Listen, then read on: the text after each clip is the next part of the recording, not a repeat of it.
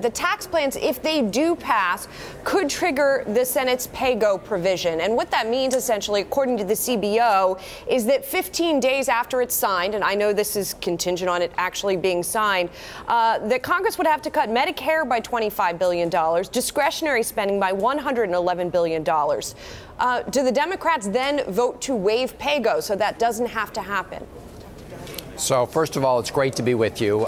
The first way to make sure that we don't even reach that point is to not pass a big tax cut that primarily goes to corporations and will increase the federal debt by $1.5 trillion. And the good news is, even at this late hour, you've got a number of Republican senators who still apparently care about the damage of increasing the national debt by $1.5 trillion. So that's the way to avoid triggering the statutory pay-go.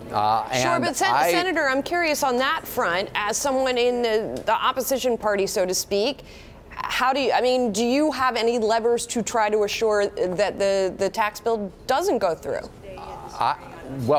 That's what we've been working on right up to this minute. Conversations are ongoing. As you mentioned, you've got this trigger proposal. I have no idea what the mechanics of that are at this point in time. It seems to be changing by the hour.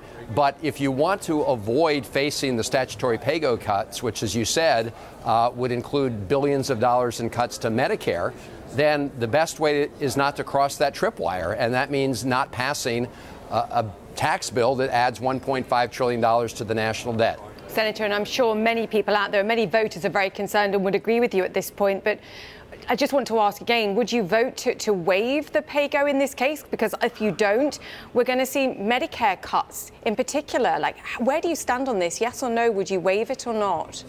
No, I'm not in favor of allowing those cuts to go into place in order to pay for a huge tax cut for big corporations that would be financed by middle-class taxpayers and people on Medicare. That makes no sense to me at all, which is why the decision is really right now.